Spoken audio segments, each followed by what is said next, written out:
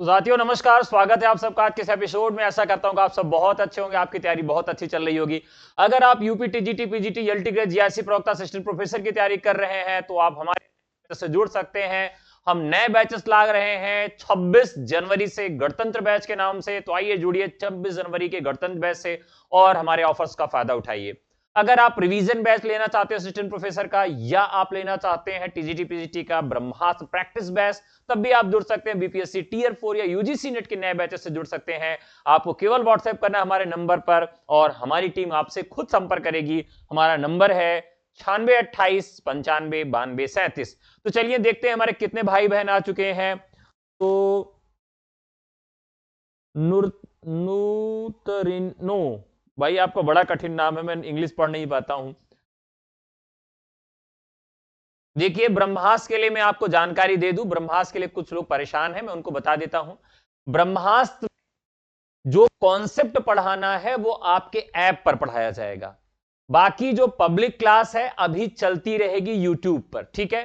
परीक्षा से लगभग 1 महीने पहले पूरी क्लासेस जो है वो केवल ऐप पर ही चलेंगी। तो अभी ध्यान रखिए, जैसे अभी रीतिकाल, उसमें भाषा विज्ञान पढ़ाया गया है, पूरा वीडियो डाला गया है। आदिकाल पढ़ाया गया, वीडियो डाला गया है। रीतिकाल में जो उसका रीतिकाल का कॉन्सेप्ट है वो मैंने पढ़ा दिया है और पब्लिक क्लास में यहां प्रैक्टिस करवाई जा रही है। फिर आधुनिक काल में ऐसे भारतेंदु हरिश्चंद्र भारतेंदु को पढ़ा दूंगा, फिर पब्लिक प्रैक्टिस कराई जाएगी। लेकिन परीक्षा से पहले 1 महीना पहले से सारी कक्षाएं आपको ऐप पर ही मिलेंगी और ये कक्षाएं अभी पब्लिक ही चल रही हैं। बाद में ये कक्षाएं आपके ऐप पर डलवा दी जाती हैं, तो आप चाहे बाद में ऐप पे जाके कर लें या पर यहां कर लें।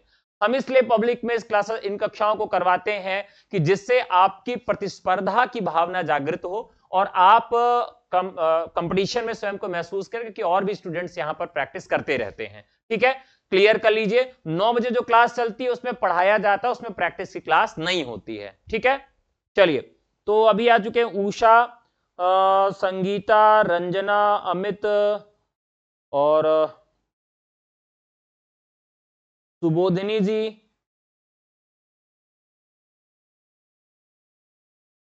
मनोज कुमार, जय भीम भाई, प्रणाम, नमस्कार।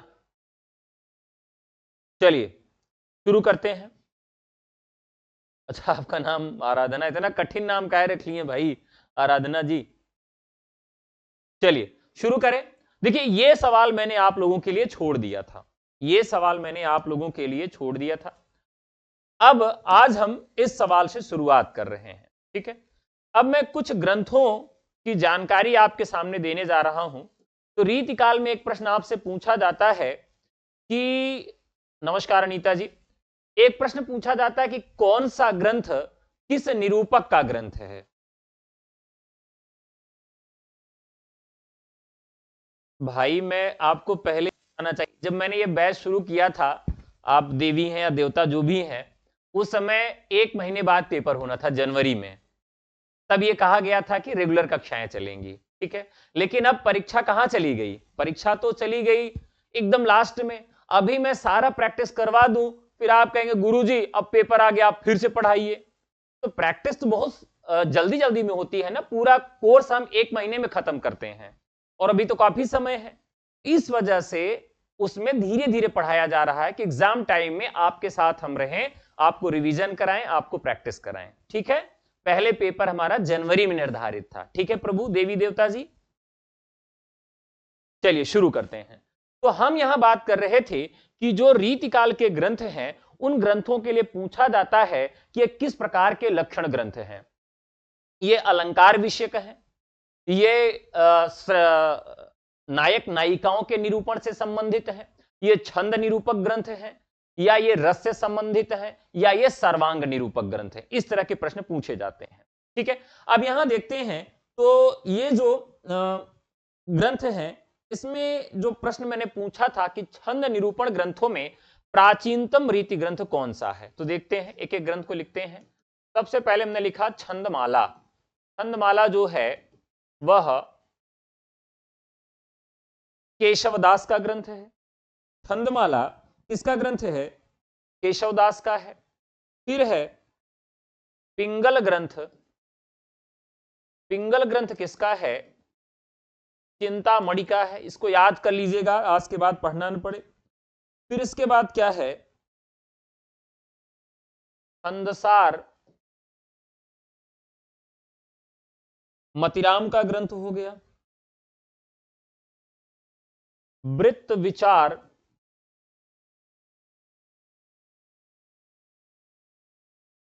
विचार सुखदेव का ग्रंथ हो गया।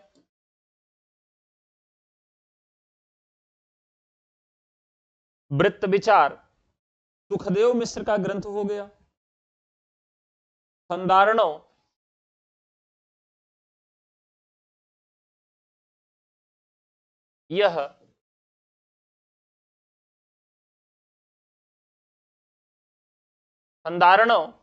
यह भिखारी दास का ग्रंथ हो गया, बहुत महत्वपूर्ण है ये। इसके अलावा वृत्त तरंगिणी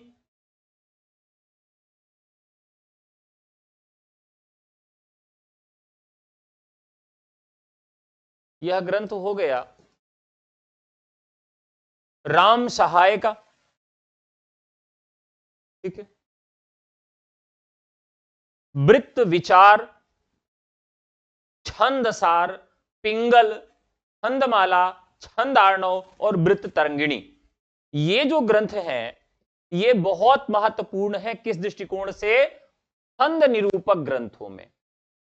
अब इसमें अगर हम देखें तो सबसे पहले कवि जो हमें मिलेंगे केशवदास मिलेंगे, और सर्वसम्मति से रीतिकाल का प्रवर्तक नगेंद्र और विश्वनाथ के अलावा सम्मति से केशवदास को रीतिकाल का प्रवर्तक माना गया, शुक्ल ने चिंतामणि को माना। तो छंदमाला जो इनका ग्रंथ है केशवदास का, वह छंद निरूपक ग्रंथों में प्राचीनतम रीतकालीन ग्रंथ है, तो छंदमाला यहां पर राइट आंसर हो जाएगा। इसके अलावा छंदार्णव भिखारीदास का है, वृत्त तरंगिणी राम सहाय का, वृत्त विचार सुखदेव का, और छंदसार मतिराम का, पिंगल चिंतामणि का। अब देखिए आपको याद करा देते हैं कि ये कभी आपका ये प्रश्न जीवन में न गलत हो, यानी छंद निरूपण से संबंधित ग्रंथ अगर आपसे कभी भी पूछा जाए तो गलत ना हो। कैसे नहीं होगा? अब देखिए यहां पर जो ग्रंथ है पिंगल, पिंगल का मतलब होता है, कहते हैं कि व्यंग करना, कहते हैं यार बहुत पिंगल होता रहता है ये।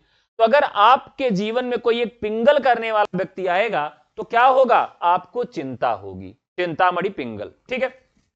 छंदसार, देखिए सार लिखा गया है, तो मतिराम जो है, जिसकी मति राम के जैसे होगी, जिसकी मति राम के जैसे होगी, वो पूरे छंद का सार निकाल देगा, यानी उसका निचोड़ निकाल देगा। तो जिसकी मति राम के जैसे है वो पूरे छंद का सार निकाल देगा।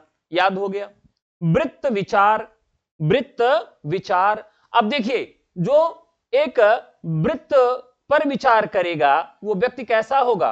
गोल गोल होगा और उसी में घूमता रहेगा, खुश हो जाएगा। यानी इस गोल में जो आ जाएगा, वृत्त का विचार जो करता रहेगा वो व्यक्ति क्या होगा? इसी में गोल गोल घूमते हुए हमेशा सुखी रहेगा। छंदमाला, छंदमाला, अब देखिए केशवदास जो है, केशव को आप भगवान भी कह सकते हैं, कृष्ण का भी नाम है, तो उनको क्या पहनाई जाती है? केशव को माला पहनाई जाती है छंदों की, तो छंदमाला केशवदास की हो गई। छंदार्णव, छंदार्णव, अब देखिए जो भिखारी होते हैं उनके पास, देखिए एक बार वायरल हुआ था कि एक आईफोन लिया हुआ भिखारी था।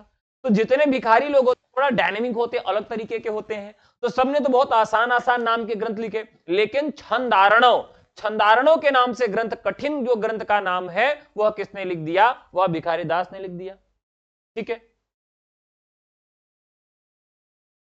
मती, अच्छा हाँ वो मती होता है, लेकिन हम यहां पर ट्रिक बता रहे हैं। फिर वृत्त तरंगिणी राम सहाय। अब यहां देखिए वृत्त विचार था, तो वृत्त के विचार में अगर कोई घूम बैठेगा तो घूमेगा, और घूमेगा तो सुखी हो जाएगा। यानी एक गोला है, वृत्त माने गोला है, और उसमें बैठ के कोई विचार करेगा तो सुखी हो जाएगा। वृत्त में बैठ के कोई विचार करेगा तो वो सुखी हो जाएगा। और वृत्त तरंगिणी, अगर कोई वृत्त में बैठ के तरंग की तरह से उड़ेगा तो उड़कर कहां पहुंच जाएगा? उसकी सहायता करने वाले राम सहाय हैं, इसके सिवा और उसकी सहायता कोई नहीं कर सकता।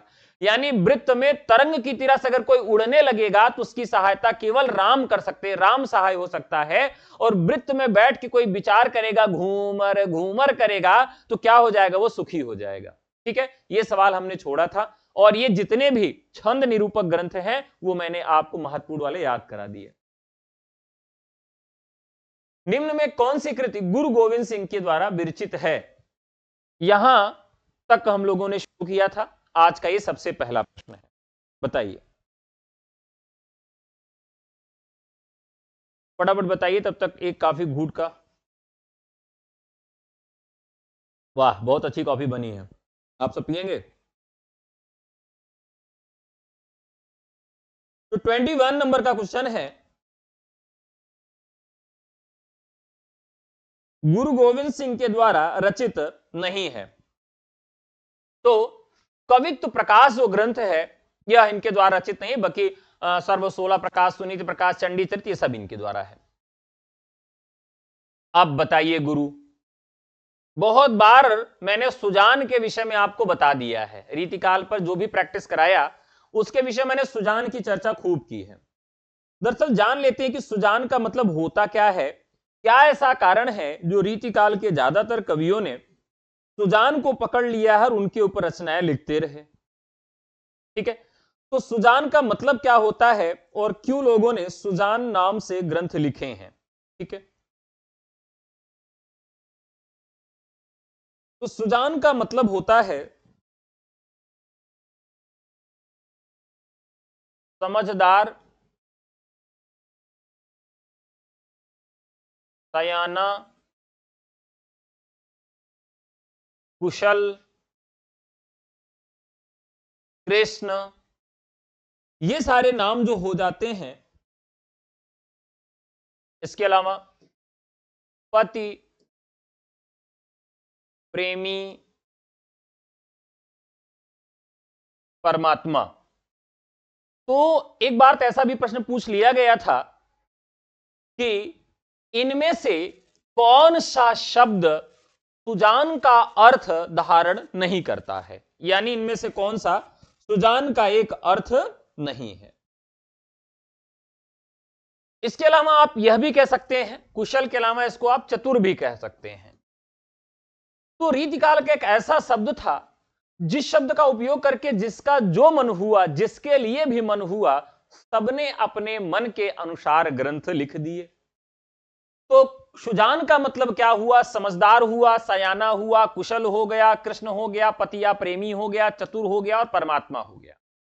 अब यहां पर बात करें कि सुजान हित प्रबंध, सुजान विलास, सुजान चरित के रचयिता क्रमशः कौन है, यानी सबसे पहले सुजान हित के रचयिता कौन होने चाहिए। अब इसके बाद हम ट्रिक्स इसको याद करा देंगे। तो सुजान का हित कौन ध्यान रखेगा? सुजान का हित, अब देखिए मैंने आपको जितने रीतिकाल के कवि उनको एक इमेजिनेशन फॉर्म से याद कराया, मैं रटाता कभी नहीं हूं। मैं क्लास में भी जब आपको पढ़ाता हूं तो एक इमेज आपके माइंड में तैयार करता हूं, चित्र तैयार करता हूं। चित्र को मिटाया नहीं जा सकता, रटा हुआ चीज भूल जाती है। तो आपको जब भी घनानंद को याद करना है तो घनानंद के लिए एक डंडा खींचिए और इसको ऐसे ऐसे लिपटा दीजिए, बस। तो ये क्या हो गई? एक लता हो गई, और लता कैसी है? बहुत ही घनी है, बस। तो घनानंद को जब भी आपको याद करना हो तो एक लता को बना लीजिए और लता बहुत घने तरीके से उसमें लिपटी हुई है, बस यही हो गया। तो घनानंद जो है ये क्या कर रहे हैं? सुजान हित लिख रहे हैं। रहित लिख गया है, ये गलत है, सुजान हित है। सुजान का हित कौन देखेगा? जो उनको तो गहरे से चिपकाए रहेगा। आजा हमार करेजा ना, तो घने तरीके से जो चिपकाए रहेगा अपने सुजान को, यानी समझदार को, सयाने को, कुशल को, चतुर को, पति प्रेमी को, कृष्ण को, परमात्मा को, परमात्मा को जो बहुत प्रेम से चिपकाए रहेगा, खूब घने से चिपकाए रहेगा। हरियाणवी में एक शब्द भी है, घणे, घना। तो घने से जो चिपकाया है वो सुजान हित करेगा। सुजान के साथ हित कौन करेगा? जो उनको बहुत घने तरीके से चिपकाया है, घनानंद।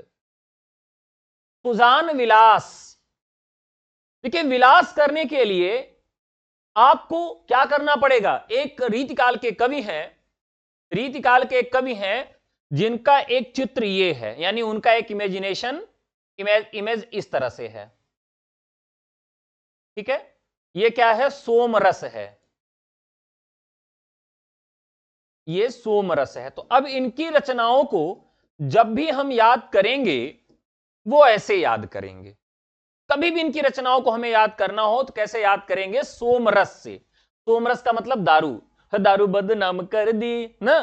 तो सोमरस का मतलब जब भी याद करेंगे तो सोमनाथ होगा। ये रीतिकाल के कवि हैं सोमनाथ। तो जब कभी भी इन्हें याद करना होगा तो दारू से याद करेंगे, इसका मतलब सोमनाथ हो जाएगा। अब देखिए, कोई व्यक्ति विलास कब करता है? तो जब वो बहुत ही सोमरस पिए रहता है तो वो क्या करता है? वह विलास करता है। तो सुजान के साथ विलास कब करेगा? जब वो दारू पिए रहेगा। ठीक है, एकदम से याद रहेगा। तो सुजान के साथ विलास कब होगा? जब वो सोम पिए रहेगा। सुजान चरित, सुजान चरित। अब देखिए, यहां एक शब्द आया है सूदन। अब देखिए, सूदन को हम कैसे याद कर रहे हैं? सूदन शब्द का हमने क्या ट्रिक बनाया है, क्या इमेज बनाई है? सूदन, सूदन जो शब्द है, तो इसमें एक शब्द आ रहा है हमारा क्या, कि एक शब्द आ रहा है सूडान। सूडान के लोग जो होते हैं कैसे होते हैं? एकदम करिया होते हैं, कल्लो होते हैं। ठीक है, तो सूडान के जो लोग होते हैं साथियों, वो कैसे होते हैं? एकदम कलूटे होते हैं। ठीक है, तो बस यही याद करना है कि एक सूडान थी और वो गलती से सूडान चली जाती हैं। सुजान सूडान चली जाती है, यानी सूदन, सूदन को हम सूडान से याद करेंगे। सूडान चली जाती हैं तो लोग क्या करने लगते हैं? उनके चरित्र पे उंगलियां उठाने लगते हैं कि कलूटे के साथ टहल रही थी, मैंने देखा था। सुजान कलूटे के साथ टहल रही थी, मैंने इसको देखा था। यानी इसके चरित्र पर उंगलियां कब उठेंगी? जब ये सूदन यानी कि सूडान में जाएंगे। तो यहां पर सब याद हो गया। सुजान हित प्रबंध गहनानंद का हो गया, सुजान के साथ बिलास सोमरस पी के। और सुजान का चरित्र कब देखेंगे? जब ये सूडान जाएंगी सुजान घूमने के लिए।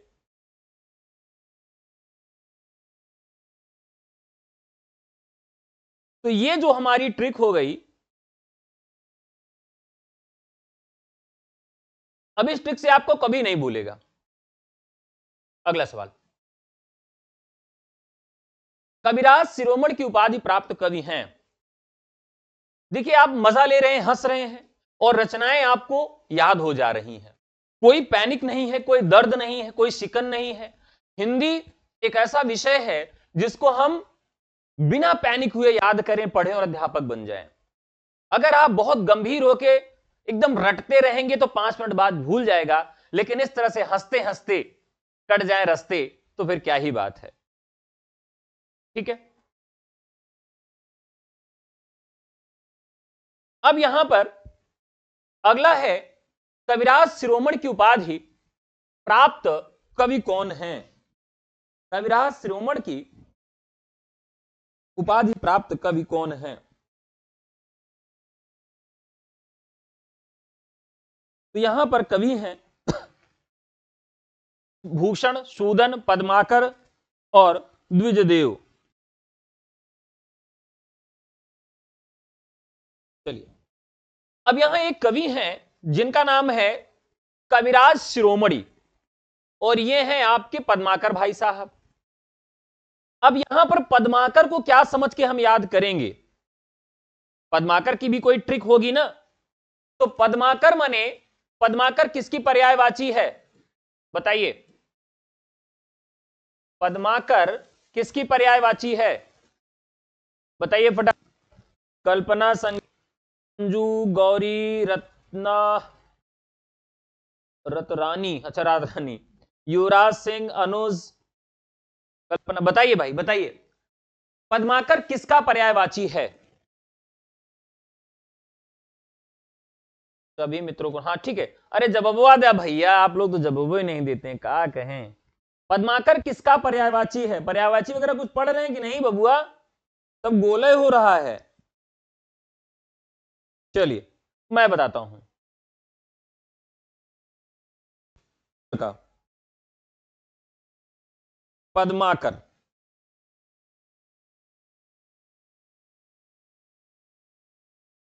देखिए पद्म होता है शब्द, पद्म शब्द क्या होता है? पद्म। पद्म का मतलब होता है कमल। पूरा शब्द बना है पद्माकर। पद्माकर का मतलब वह होता है कि वह जलाशय या वह तालाब जिसमें कमल हो, यानी कोई आम तालाब नहीं, वह तालाब, वह जलाशय जिसमें कमल हो, उसे हम क्या कहते हैं? पद्माकर कहते हैं। समुद्र नहीं होता है, मारेंगे तो नकिया टूट जाएगी नेहा। पद्माकर यानी कि वह जलाशय, वह जगह जहां पर कमल हो। ठीक है, अब हम यानी एक ऐसे तालाब की कल्पना करेंगे जिसमें क्या है, बहुत सारे कमल जो हैं वो खिले हुए हैं। अब जब भी हम याद करेंगे पद्माकर को, इस इमेज के माध्यम से याद करेंगे। अब चलिए इनकी रचनाओं को याद करते हैं। कविराज शिरोमणि की उपाधि प्राप्त है पद्माकर को। अब इनकी रचनाओं को भी जब हम याद करेंगे तो कैसे याद करेंगे? इन्हें एक और नाम दिया जाता है। क्या नाम दिया जाता है? पद्माकर भट्ट कहा जाता है। ठीक है, पद्माकर भट्ट के नाम से भी इनको अभिहित किया जाता है। रचनाएं इनकी क्या है? हिम्मत बहादुर विरुदावली। आज इनकी सारी रचनाएं आपको याद करवा दूंगा। पद्माभरण, एकदम ताल ठोक के भाई याद करना है। जगत विनोद, जगत विनोद, प्रबोध पचासा, प्रबोध पचासा,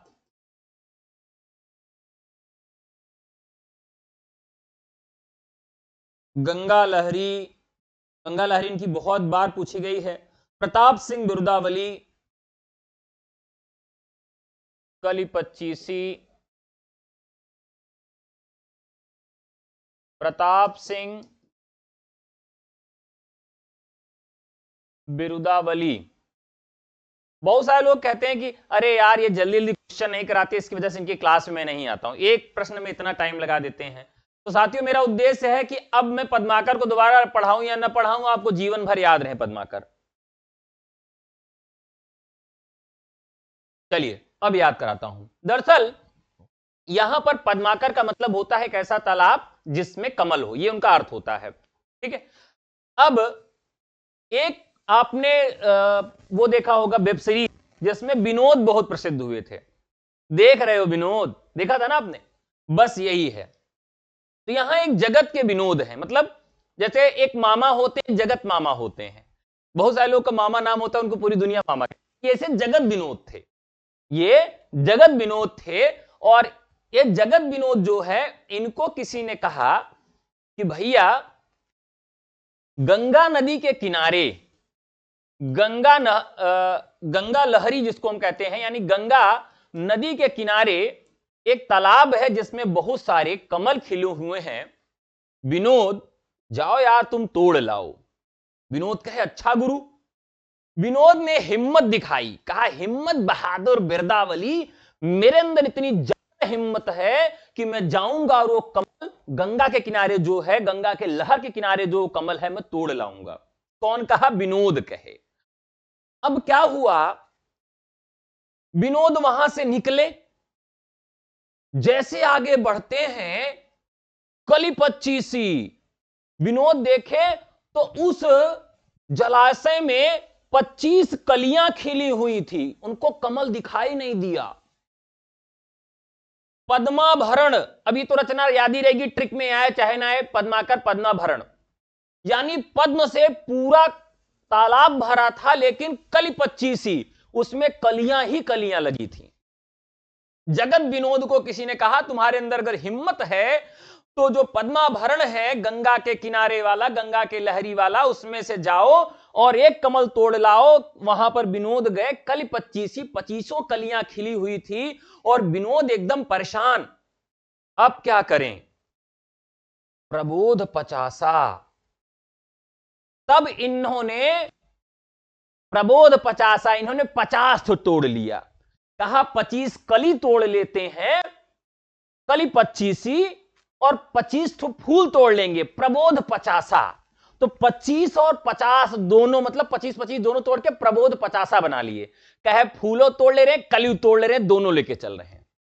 उन्होंने दोनों तोड़ा और बहुत प्रतापी सिंह की तरह से आ गए और कहे लो, ये हमने आज तोड़ लिया और आपको दे दिया।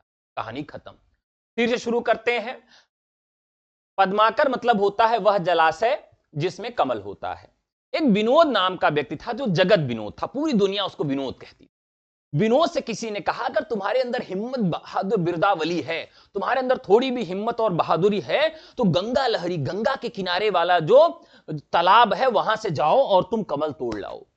बेचारे जाते हैं डरते हुए और वहां देखते हैं कली 25 कलियां खिली हुई हैं। बहुत डर जाते हैं कि यार अब क्या करें। तो 25 कली वाला और 25 कमल वाला प्रबोध 50, प्रबोध से अपने 50 वो टोटल तोड़ लेते हैं और बढ़िया से वहां से आते हुए प्रतापी वीर की तरीके से आकर और कहते हैं ये लो, विनोद ने आज कर दिखाया। बस ये हमेशा के लिए अब आपको ये रचना याद हो गई।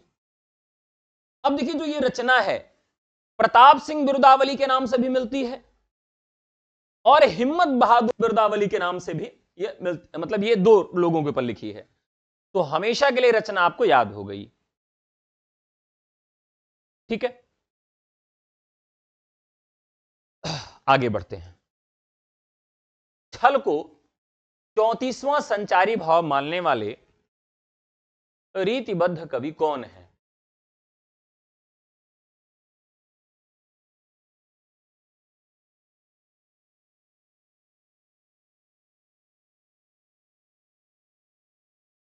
अब विनोद वाली कथा कभी भूलिएगा मत। छल को 34वां, ये पूछा भी गया था पिछली बार प्रश्न, तो ये कौन है? देव हैं।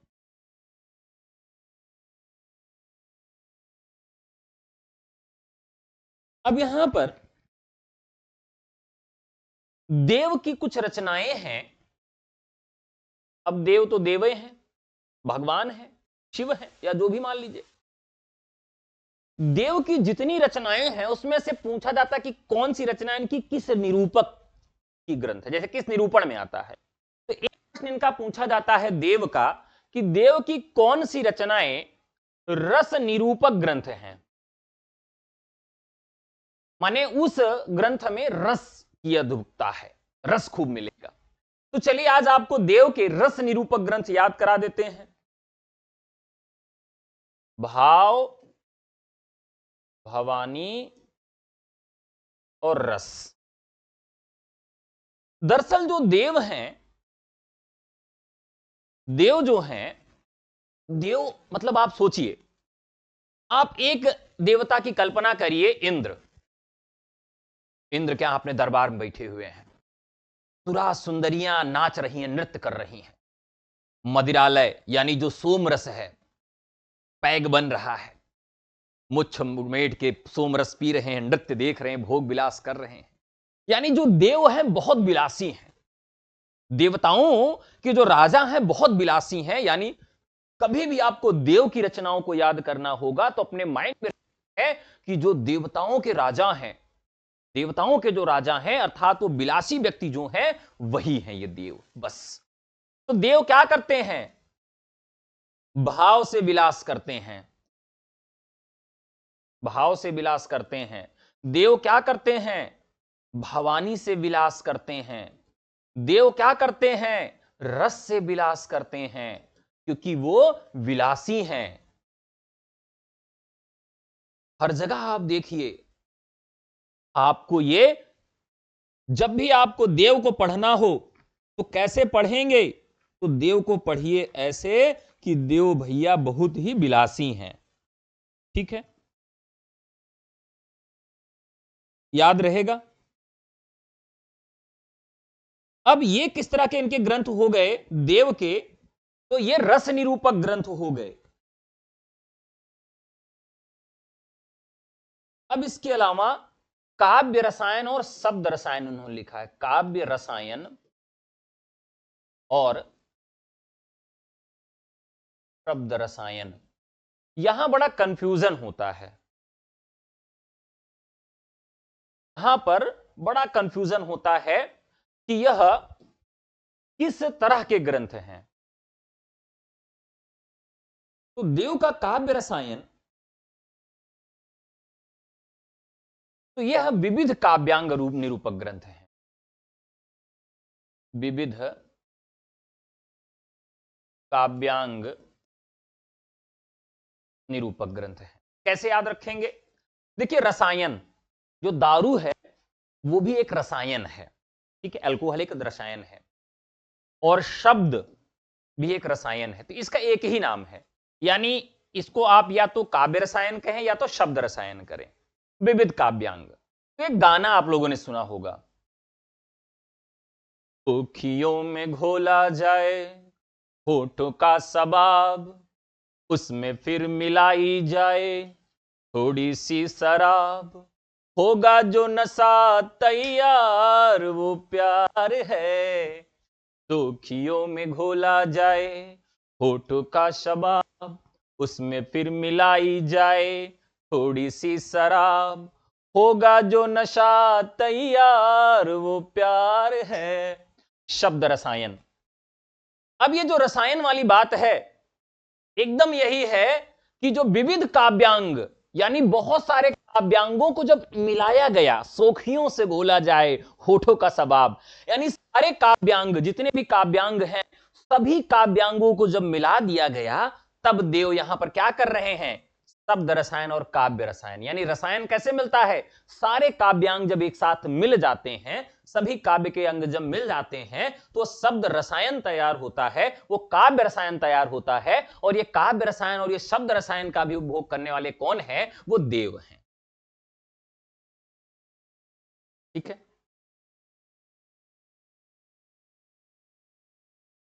अब आगे बढ़ते हैं। तो अब आपको याद हो गया होगा देव का काव्यांग जो निरूपक ग्रंथ है वो भी आपको याद हो गया, और देव का कोई ऐसा ग्रंथ नहीं है जिसको हम इस श्रेणी में रख सके, छंद की श्रेणी में। ठीक है, चलिए आगे बढ़ते हैं।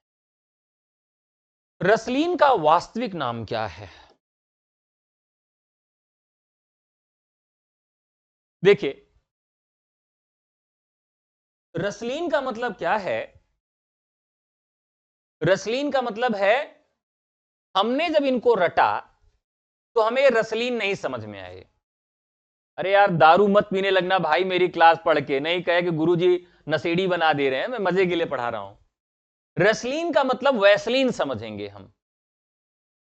ठीक है, अब जितनी भी रचनाएं हम इनकी पढ़ेंगे, रसलीन की जितनी भी रचनाएं साथियों पढ़ेंगे, वो क्या समझ के पढ़ेंगे? ये वैसलीन वाली डिब्बी समझ के पढ़ेंगे। ठीक है, अब जितनी भी रचनाएं हम रसलीन की पढ़ेंगे, ये वैसलीन वाली डिब्बी। आपको याद होगा कि बचपन में ये 5 रुपए की मिलती थी और अभी भी बहुत ज्यादा महंगी नहीं हुई है। ठीक है, और सर्दियों में इसका खूब उपयोग किया जाता था।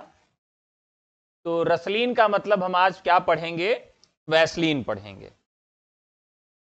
ठीक है, अब देखते हैं।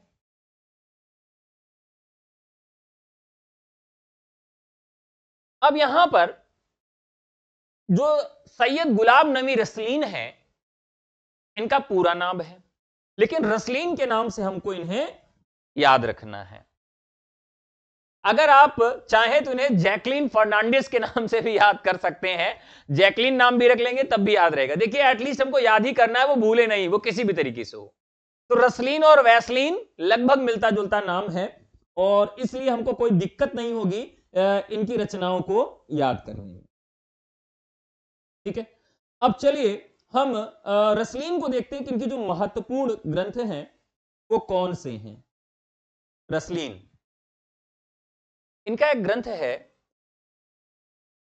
रस प्रबोध। रस प्रबोध, ठीक है। अब आपके सुर्ख होठों पर जब ये वैसलीन लगेगी तो क्या हो जाएगा? वह रस का प्रबोध होने लगेगा कि हां, जो सुर्ख होठ थे थोड़े थोड़े से रसिक्त हो गए हैं। तो रसलीन की जो रचना हो जाएगी, इस तरीके से याद करेंगे, रस प्रबोध। और एक रचना है मोहे अंग लगा रे मोहे अंग लगा। रसलीन क्या कह रही है? वैसलीन क्या कह रही है? कि मुझे अंग लगा ले रे। वैसलीन क्या कहती है? मोहे अंग लगा ले रे मोहे अंग लगा। यानी ये कहती है कि मुहे अंग लगा ले रे। तो जब ये अंग पर लगाते हैं और फिर आपको रस का प्रबोध होने लगता है।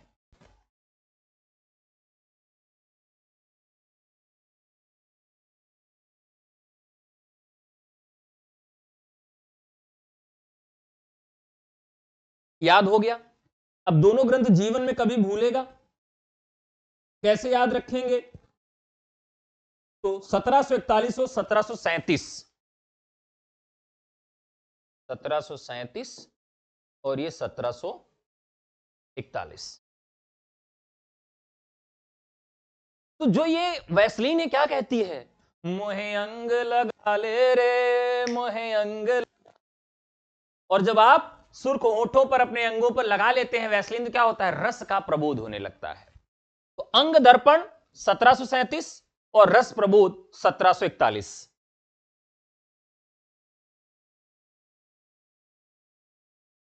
एकदम से आपको याद हो गया होगा, कंफर्म में हो गया होगा। चलिए, अब जो ये रस प्रबोध ग्रंथ है, तो इसमें तो कोई कंफ्यूजन नहीं होना चाहिए किस तरह का ग्रंथ है ये। तो रस प्रबोध है, इसमें के नाम में रस ही लिखा है। यानी अगर आपसे पूछा जाए तो आप कहेंगे कि यह रस निरूपक ग्रंथ है। कोई कंफ्यूजन है? कोई कंफ्यूजन है? नहीं है। रस प्रबोध यानी ये रस निरूपक ग्रंथ है, ये आपको याद हो गया। अब यहां अंग दर्पण जो ग्रंथ है, ये किस तरह का ग्रंथ है?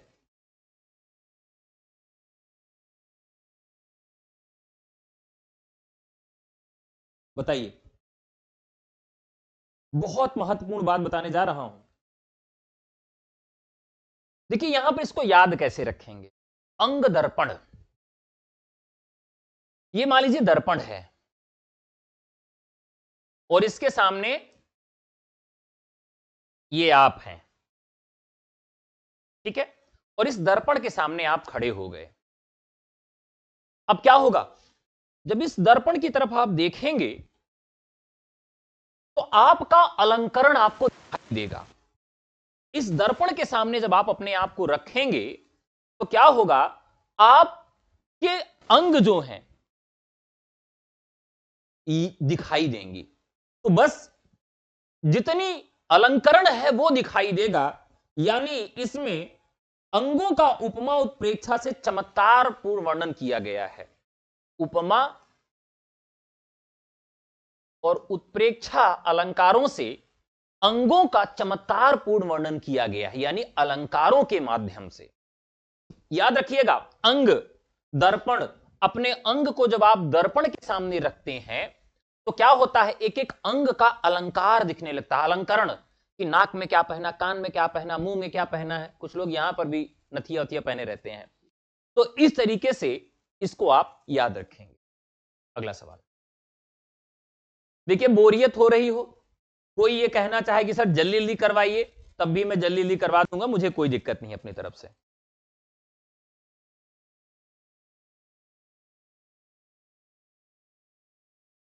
चलिए, 26 नंबर का सवाल।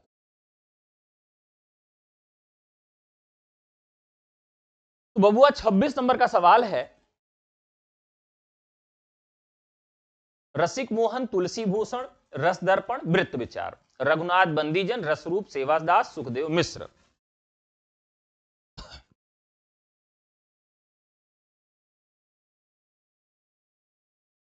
तो रसिक मोहन, रघुनाथ बंदीजन, तुलसी भूषण, रसरूप, रस दर्पण, सेवादास और वृत्त विचार सुखदेव मिश्र।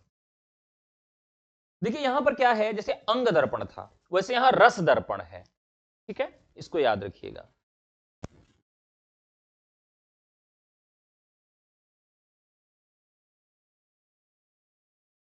ठीक है पंकज जी, कोई बात नहीं। अगला सवाल, आचार्य रामचंद्र शुक्ल के अनुसार रीतिकाल का अंतिम श्रृंगारी कवि कौन है? चलिए बबुआ, देखिए जो भी सवाल आ रहा है, मतलब उस सवाल को ऐसा पढ़ाएंगे गुरु कि मतलब आप खत्म समझिए उसको। ठीक है, खत्म समझिए कि यानी उससे संबंधित कोई प्रश्न जो है वो बचे नहीं। इस तरह से मैं पढ़ाने का प्रयास करता हूं। चलिए देखिए, रीतिकाल से अगर पूछा जाए कि रीतिकालीन परंपरा का प्रथम ग्रंथ कौन सा है, ठीक है, प्रथम ग्रंथ, प्रथम।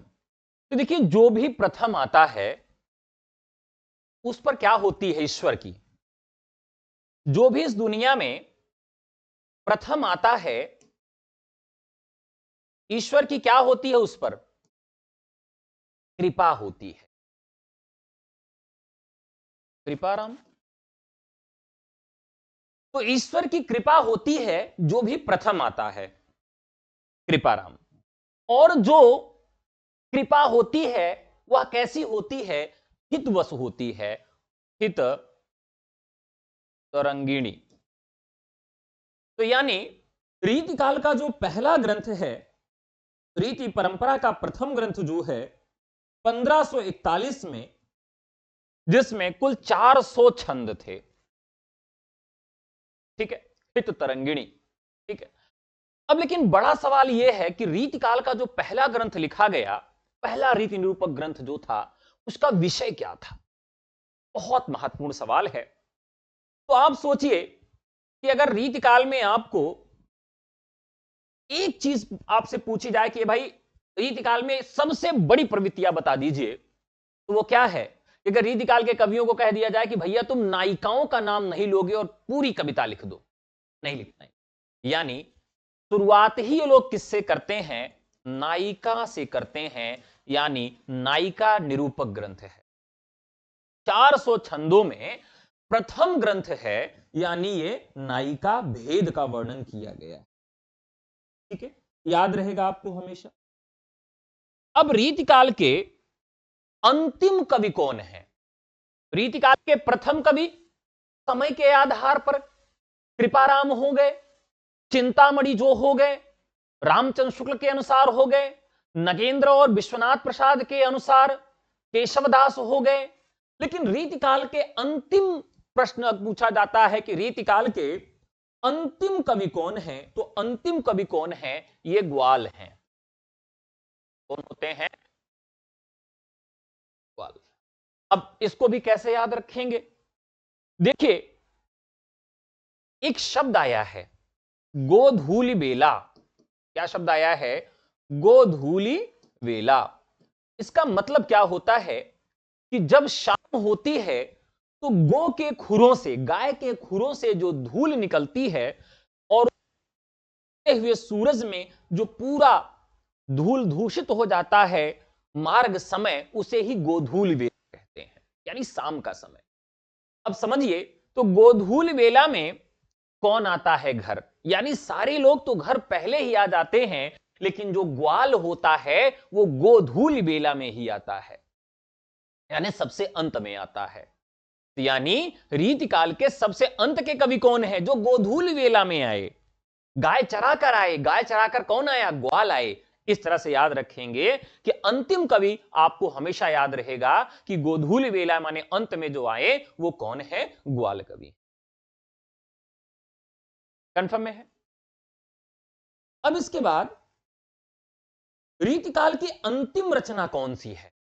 पहली रचना तो मैंने आपको बता दिया हितरंगिणी, अंतिम रचना आपको बता रहा हूं, लेकिन इसकी रचनाकार आपको बताना है। अंतिम रचना कौन सी है? अंतिम रचना, देखिए पहली रचना तो ईश्वर की कृपा से आई, कृपाराम। लेकिन अंतिम रचना क्या है? दारू लिए मरेंगे, ऐसी टाइप की रचना है रीतिकाल की, क्योंकि रीतिकाल में केवल रस भरा है।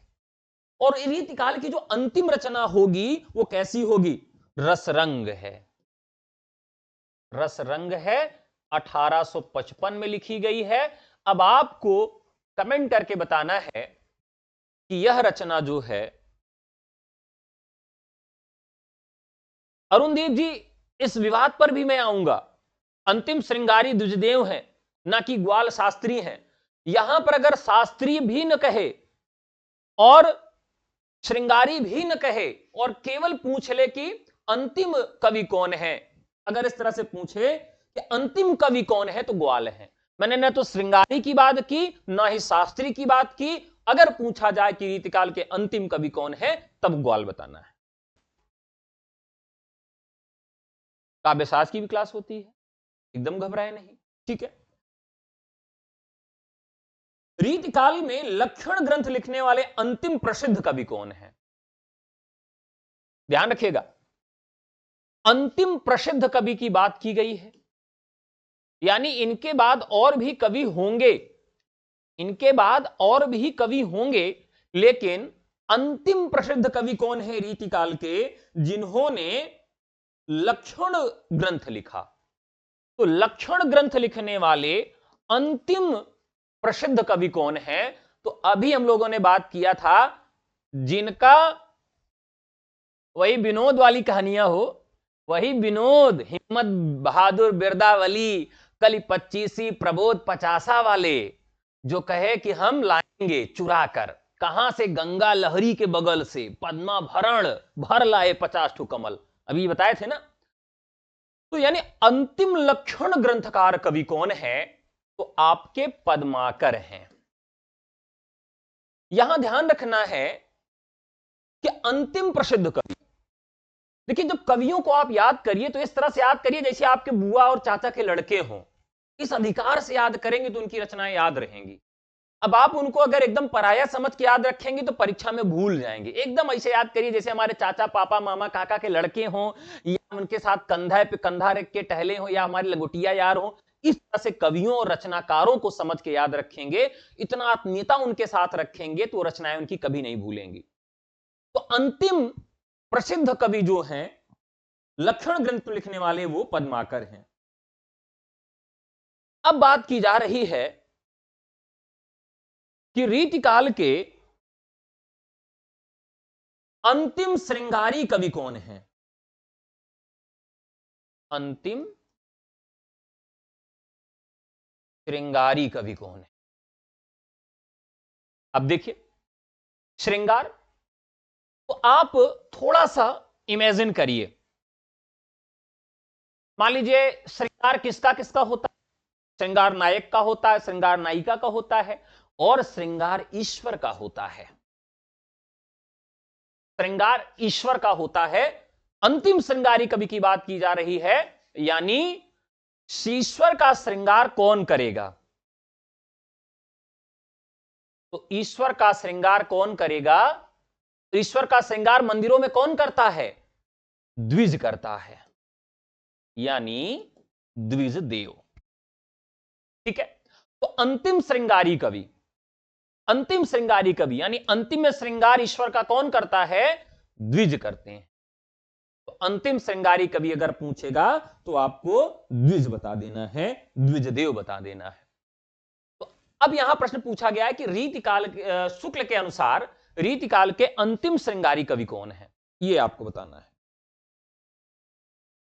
तो शुक्ल जी के अनुसार भी राइट आंसर हो जाएगा द्विज देव इज द राइट आंसर। मजा आ रहा हो तो लाइक कर दीजिएगा। बिहारी पर समीक्षात्मक कृति कविवर बिहारी लाल के लेखक कौन है? बताओ भैया। बिहारी पर, बिहारी पर जो भी रचनाएं लिखी गई हैं वह कौन सी हैं?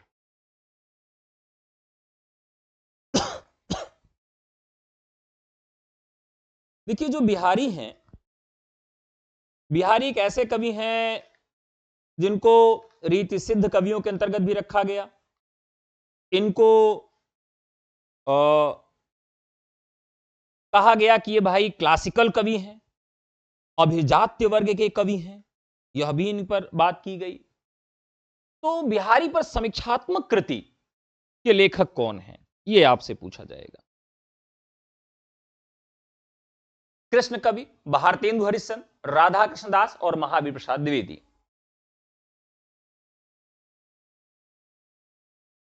चलिए मनोज जी ऐसा कह रहे हैं आते ही लायक, मुझे लगा आते ही गोली मारा, इस तरह से देखते ही गोली मारा, आते ही गोली मारा। चलिए, तो बिहारी पर जितनी टीकाएं लिखी गई हैं, बिहारी सतसई पर जितनी टीकाएं लिखी गई हैं, वो टीकाएं आज आपको याद करा देंगे। बिहारी सतसई पर टीका बहुत महत्वपूर्ण है। पूछा जाता है कि इनमें से किसने सतसई लिखा है या इनमें से किसने बिहारी सतसई पर टीका नहीं लिखा है। तो जैसे बिहारी सतसई है, बिहारी सतसई के तरीके से एक ग्रंथ लिखा गया राम सतसई। क्या लिखा गया? राम सतसई। और यह किसकी कृति है? राम सहाय दास की कृति। तो कहा गया कि भैया राम सहाय दास ने जो राम सतसई लिखा, इसके दोहा भैया इतने ज्यादा सिमिलर हैं राम बिहारी सतसई के कि अगर कोई मिला दे तो अलग ही नहीं कर पाओगे, अलग नहीं कर सकते आप। लेकिन शुक्ल जी कहते हैं भाई ऐसा कुछ भी नहीं है, शुक्ल जी इसका विरोध करते हैं। अब बिहारी सतसई पर जो टीकाएं लिखी गई, तो लिखी गई कृष्णलाल ने, ठीक है। अमर चंद्रिका लिखी गई, फिर उसके बाद बिहारी बिहार लिखी गई, जो महत्वपूर्ण है वही लिखा रहे हैं। संजीवनी भाष्य लिखी गई,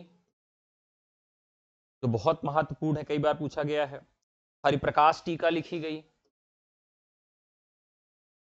पूछा जाता है कि इनमें से किसने टीका नहीं लिखी है बिहारी सतसई पर, इस तरह का प्रश्न बनता है, ठीक है। बिहारी रत्नाकर, बिहारी रत्नाकर और लाल चंद्रिका, ठीक है। ये कई बार प्रश्न पूछे गए हैं। इसमें पूछा जाता है बिहारी पर सबसे प्रामाणिक टीका कौन सी मानी जाती है, इस तरह का भी प्रश्न आता है।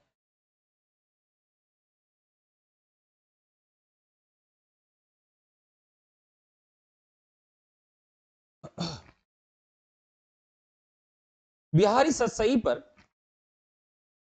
कृष्णलाल कवि की टीका जो है वह कृष्णलाल की टीका के नाम से आती है, दोहा और सवैया छंद में। तो इसको तो याद करने की जरूरत नहीं है क्योंकि इसका नाम ही है कृष्णलाल की टीका, ठीक है। अमर चंद्रिका कई बार पूछी गई है। तो अमर चंद्रिका, देखिए जो व्यक्ति अमर हो जाएगा उसकी सूरत क्या हो जाएगी? बहुत बढ़िया हो जाएगी, यानी खुश रहेगा, मैं तो अमर हूं। तो सूरत मिश्र की यह रचना है, सूरत मिश्र की रचना है, इसको याद रखेंगे। सूरत मिश्र की रचना है, जो व्यक्ति अमर होगा वो उसकी सूरत ही हमेशा के लिए देखने लायक हो जाएगी। हरिप्रकाश टीका, इसमें भी नाम जुड़ा हुआ है। तो हरिप्रकाश, ये याद ही रखना कि किसकी टीका है, ये बिहारी सतसई पर लिखी गई टीका है, हरिचरण दास की हो गई। एक खूब पूछी जाती है बिहारी बिहार, ये कई बार पूछी गई है कि बिहारी बिहार जो टीका है यह किसने लिखा है और किन छंदों में लिखी गई है। बिहारी बिहार जो है तो ये अंबिका दत्त व्यास की है, रोला छंद में। छंद जरूर याद रखिएगा, रोला छंद में अंबिका दत्त व्यास की। देखिए अंबिका दत्त व्यास को हम लोग किस तरह से याद करेंगे? अंबी यानी अम्मी, बहुत सारे लोग अपने मम्मी क्या कहते हैं? ए मम्मी, ए अम्मी, अम्मी कहते हैं। अम्मी का मतलब अंबिका दास, तो अंबिका से इसको हम याद करेंगे। तो यहां पर अंबिका दत्त व्यास का मतलब हम याद करेंगे कि दरअसल बिहारी बिहार, तो एक बार एक लड़का जो था वो अपने मम्मी से बिना बताए बिहारी बिहार यानी बिहार में बिहार करने चला गया, बिहार घूमने चला गया। एक लड़का बिना अपने मम्मी से बताए बिहारी बिहार करने चला गया, बिहार में, बिहार मतलब घूमने चला गया। अब जब वो आता है तो क्या होता है, मम्मी उसकी खूब कूटती है और फिर वो क्या करता है, रोला करता है, रोने लगता है। यानी एक बच्चा अपने मम्मी से बिना बताए हुए, बिना अम्मी से बताए हुए बिहारी बिहार करने चला जाता है, बिहार में बिहार करने चला जाता है। जब वो आता है उसकी मम्मी कूटती है, फिर वो क्या करने लगता है, रोला करने लगता है, रोने लगता है। तो बिहारी बिहार रोला छंद में अंबिका दत्त व्यास की जरूर याद रखिएगा, बहुत महत्वपूर्ण है। और इसमें सबसे ज्यादा, सबसे प्रामाणिक टीका कौन सी है, बिहारी रत्नाकर है, बाबू जगन्नाथ दास रत्नाकर की है, जो सबसे ज्यादा प्रामाणिक टीका है। ठीक है,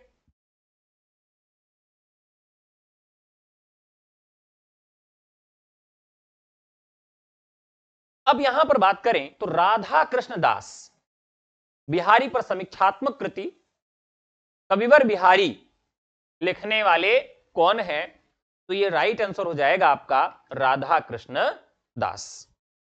ठीक है, अमर जो होगा उसकी सूरत निखर जाएगी, बिहार करने जाएगा, रोले रोएगा, मम्मी पीटेंगी।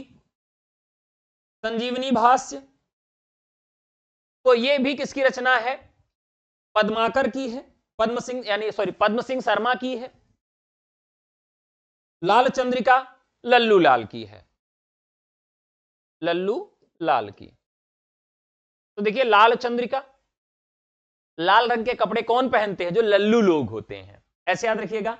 लाल चंद्रिका, कुछ लोग कहते हैं कि लाल चांद निकलता है, ऐसा कौन कह सकता है, जो लल्लू है।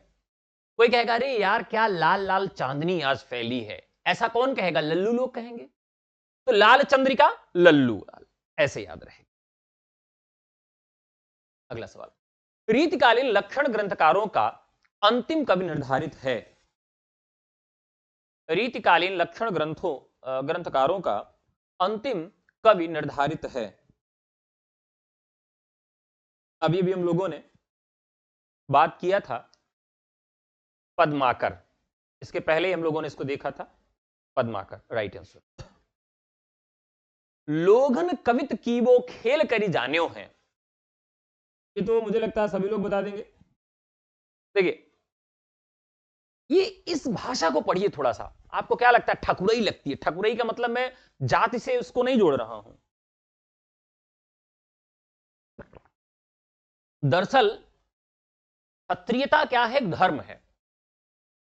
क्षत्रियता किसी ब्राह्मण के अंदर भी हो सकती है, वैश्य के अंदर भी हो सकती है, शूद्र के अंदर भी हो सकती है, किसी भी जाति में हो सकती है। क्षत्रियता माने बाहुबल, भुजाबल को दिखाने का। तो एक व्यक्ति है ठाकुर साहब, ठाकुर एकदम गुस्से में आ गए, फॉर्म में आ गए, उन्होंने कहा है लोगन कबित की वो खेल करी जानो है, या कोनो खेल है ना। बस ऐसे याद रखना है कि ठाकुर गुस्से में आ कहते लोगन कबित की वो खेल करी जाने है, ऐसे याद कर ले। काफी है भैया, इसे ना को ठंडा तो गई है।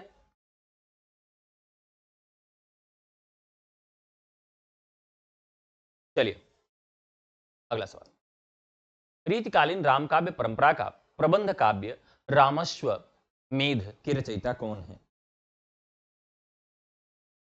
बहुत महत्वपूर्ण सवाल है। तो ये है मधुसूदन। कौन है, मधुसूदन।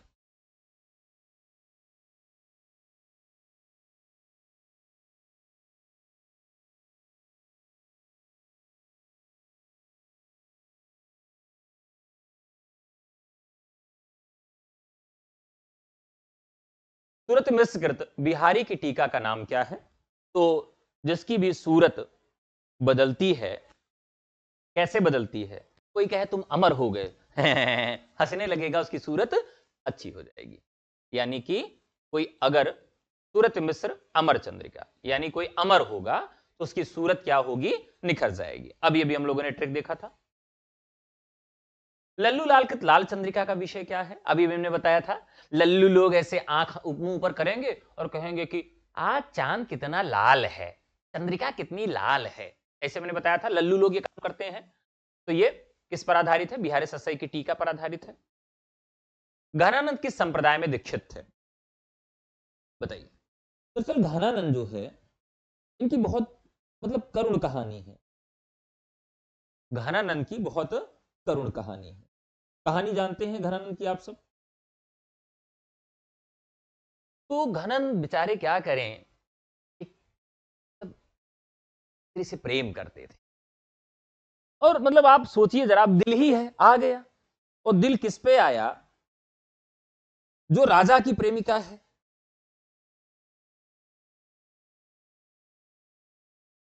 क्या नाम था? घनानंद की प्रेयसी का सुजान था। तो दरअसल घनानंद को प्रेम था सुजान से, राजा को भी उन्हीं से प्रेम था। सुजान बहुत सुंदर थी, ऐसे ही सुंदर थी। सुजान जो थी वो राजा के साथ थी कि भाई राजा बहुत मालदार पार्टी है, और घनानंद के साथ थी क्योंकि घनानंद बड़े कवि थे। तो समस्या ये हुई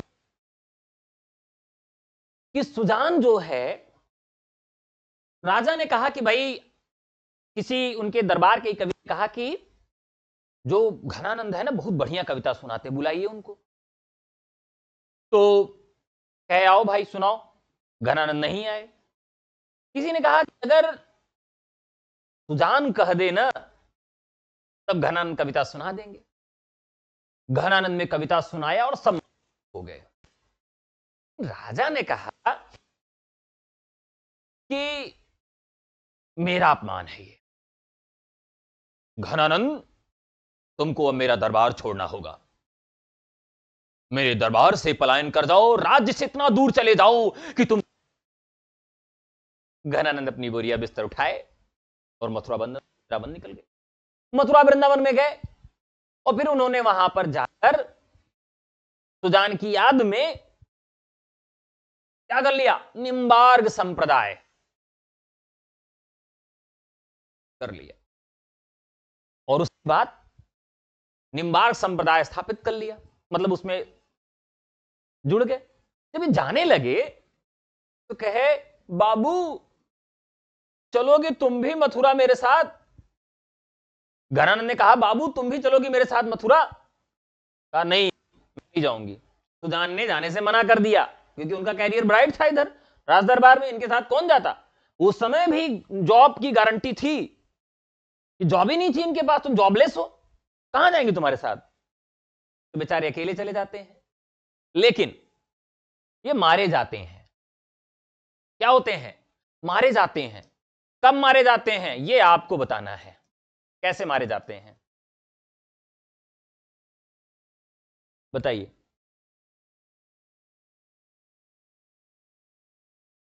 इन्होंने लगभग 39 रचनाएं लिखी हैं। घनानंद को प्रेम के पीर का कवि कहा जाता है। घनानंद की मृत्यु कैसे हुई?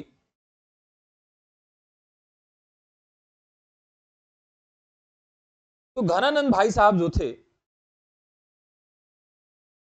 वहीं हमको लगता है मथुरा में टहल रहे होंगे। तो अहमद शाह अब्दाली, क्या नाम था उसका? अहमद शाह अब्दाली का मथुरा में हमला होता है, और उसी हमले में क्या होते हैं, ये बेचारे मारे जाते हैं। ठीक है, अगला सवाल। देव और बिहारी की तुलनात्मक आलोचना के सूत्रपात करता थे। बहुत महत्वपूर्ण सवाल है, बताइए। देव और बिहारी में देखिए कई बार पूछा गया सवाल है ये। तो इसकी शुरुआत अगर कहें तो शुरुआत का मतलब यह हुआ कि आग लगा देना। मतलब आग लगाने का काम किसने किया, शुरुआत किसने कर दिया, मिश्र बंधुओं ने किया। लेकिन यहां यह कृति पूछी जाती है कि कृति किसने लिखा है? देव और बिहारी। तो देव और बिहारी नामक पुस्तक जो लिखा पंडित कृष्ण बिहारी मिश्र ने लिखा।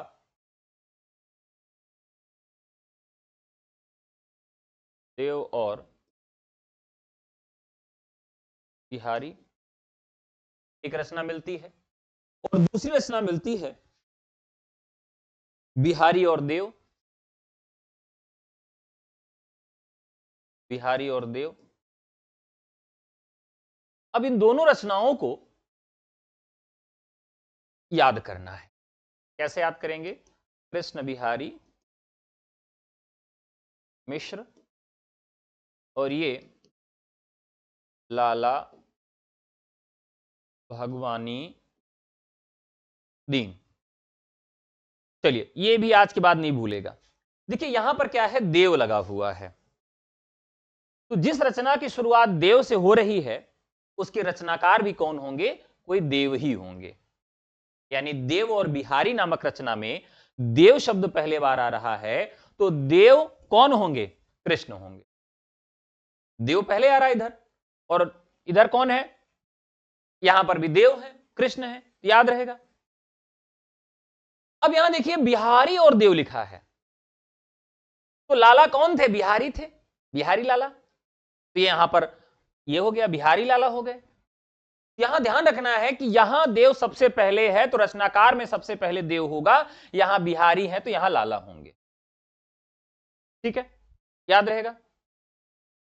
अगला सवाल, बिहारी की कविता शक्कर की रोटी है जिधर से भी तोड़ो उधर से मीठी है, यह सतसई की मत प्रतिभा का किसने किया था? पद्म सिंह शर्मा। बिहारी पर लिखे समीक्षात्मक पुस्तकों को उनके लेखकों के साथ सुमेलित करिए। तो बिहारी सतसई की भूमिका पद्म सिंह शर्मा, बिहारी और देव। यहां देखिए बिहारी है और यहां पर लाला है। देव और बिहारी, यहां कृष्ण बिहारी मिश्र हैं। बिहारी की वाग विभूति विश्वनाथ प्रसाद मिश्र की रचना है। ठीक है, तो बिहारी सतसई की भूमिका किसने लिखा है? पद्म सिंह शर्मा ने लिखा है। मोस्ट इंपॉर्टेंट है, कई बार पूछा गया है। तो बिहारी सतसई की भूमिका पद्म सिंह शर्मा की है। बिहारी की वाग विभूति विश्वनाथ। वाग विभूति ध्यान रखिएगा, यानी जो वचन से बोली हुई विभूति है वो कहां मिलेगी? विश्वनाथ भगवान के यहां मिलेगी। ये ट्रिक है इसका। निम्न में कौन सी रचना महाराज जसवंत सिंह के द्वारा रचित नहीं है? जसवंत सिंह के द्वारा रचित नहीं है, तो रसभूषण जो है ये इनके द्वारा नहीं है, बाकी सारी रचनाएं इनकी। केशवदास कृत रसिक प्रिया का आधार ग्रंथ कौन सा है? ठीक है, रसिक प्रिया, तो श्रृंगार तिलक रुद्रभट्ट की जो रचना है यही इसका आधार ग्रंथ है। भूषण भारतीय जनजीवन का प्रथम राष्ट्रीय कवि है। बहुत महत्वपूर्ण कथन है। विश्वनाथ प्रसाद मिश्र लिखते हैं कि भूषण भारतीय जनजीवन का प्रथम राष्ट्रीय कवि है। कैसे याद रहेगा? विश्वनाथ, विश्वनाथ को हम कैसे याद रख रहे हैं? विश्वनाथ भगवान शिव। भूषण भारतीय जनजीवन का प्रथम राष्ट्रीय कवि है, यानी भूषण क्या है? राष्ट्रवादी कवि है, हिंदू धर्म के कवि थे, और ये भी विश्वनाथ जो है हिंदू धर्म के देवता हैं। तो भूषण भारतीय जनजीवन के प्रथम राष्ट्रीय कवि हैं। भूषण के लिए कथन कौन कह रहा है? विश्वनाथ प्रसाद मिश्र कह रहे हैं। इसको जरूर याद रखिएगा, मोस्ट इंपॉर्टेंट है। कवि देव ने प्रबोध चंद्रोदय का पद्यानुवाद किस नाम से किया? कई बार पूछा गया है। देव माया प्रपंच, प्रबोध चंद्रोदय। देखिए देवों की जो माया होती है बड़ी प्रपंच वाली होती है, और चांद को लेकर बहुत सारे प्रपंच निकाले गए हैं। तो तीज के बाद जो चांद निकलता है उस चांद को अगर किसी ने देख लिया तो कहते हैं कि कलंक लगेगा, जिसको ढिलहिया चौथ भी कहते हैं ना। तो चौथ यानी चांद को लेकर क्या होते हैं? बहुत सारे प्रपंच हैं, देव माया प्रपंच। तो चंद्रोदय को लेकर बहुत सारे प्रपंच हैं, देव माया प्रपंच। प्रबोध चंद्रोदय का पद्यानुवाद देवमाया प्रपंच के नाम से। आचार्य रामचंद्र शुक्ल ने बिहारी सतसई के किस पक्ष का उपहास किया है? तो कहीं से भी उसको भक्ति भाव नहीं मानते, कहते हैं वो नीचे ही रह गया है, वहां तक नहीं पहुंच पाया। अति सूदो स्नेह को मार्ग है, ये विचार किस कवि के हैं? आप जानते हैं घनानंद का है। अति सूदो स्नेह को मार्ग है, यानी प्रेम के लिए बहुत सारे मार्ग हैं, स्नेह के लिए सूदो।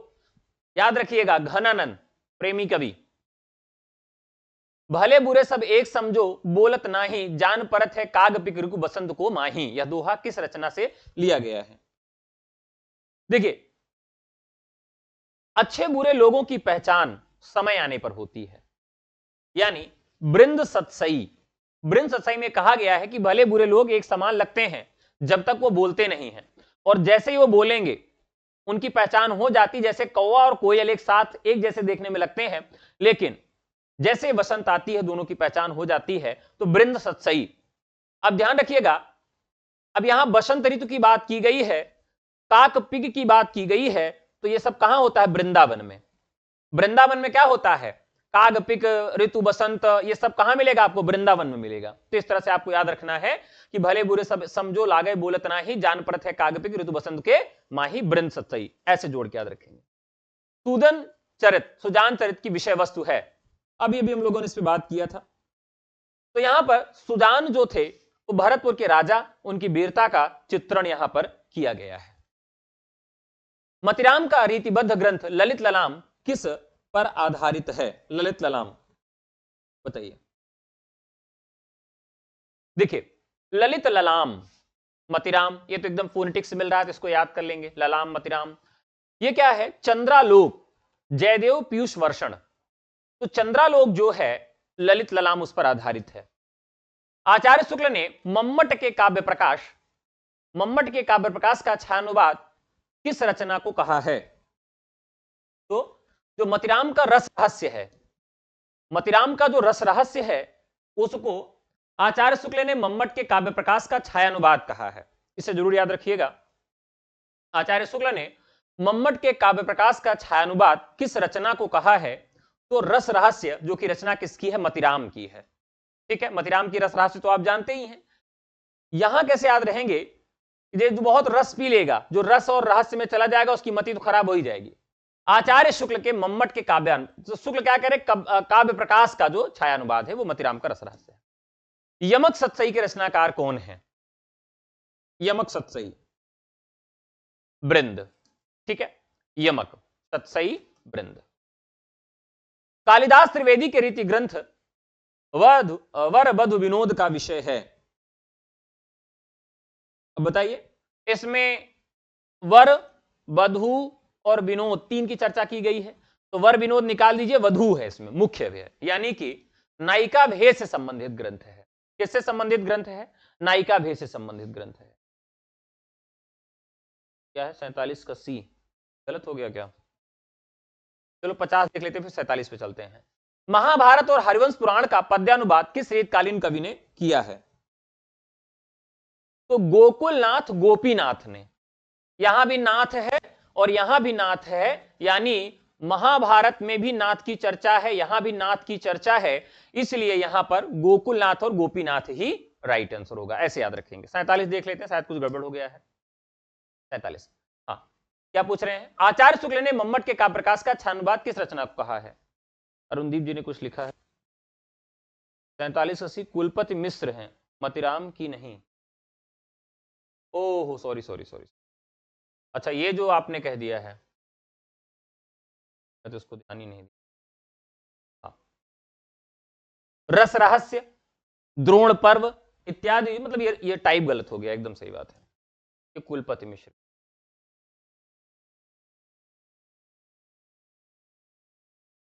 मम्मट के काव्य प्रकाश का छायानुवाद किसको कहा है? तो कुलपति मिश्र का रस रहस्य। धन्यवाद। तो साथियों, आज की क्लास कैसी लगी दिल से बताइएगा, कमेंट में लाइक जरूर कर, शेयर भी करना चाहे कहीं कर दीजिए, कुछ जाएगा नहीं। और नए बैचेस से जुड़ना चाहते हैं, TGT, PGT, LT grade, GRC प्रवक्ता, असिस्टेंट प्रोफेसर, या प्रैक्टिस और रिवीजन बैच से जुड़ना चाहते हैं असिस्टेंट प्रोफेसर और यूपी टीजीटी पीजीटी 2022 के लिए, तो आप व्हाट्सएप करके जुड़ सकते हैं। बीपीएससी टीयर 4 से जुड़ना चाहते हैं तो उसके लिए भी बैचेस शुरू हो गए हैं। आप केवल व्हाट्सएप कर दीजिए हमें, हमारा नंबर तो आप जानते होंगे, नंबर है 9628959237। बाकी हमारी टीम संपर्क। ठीक है, तो आज के लिए इतना ही। बहुत बहुत धन्यवाद, नमस्कार। आप लोग लगातार रुके रहे, आप लोगों ने एंजॉय किया, मुझे झेला भी थोड़ा बहुत, इसलिए आप सबका आभार।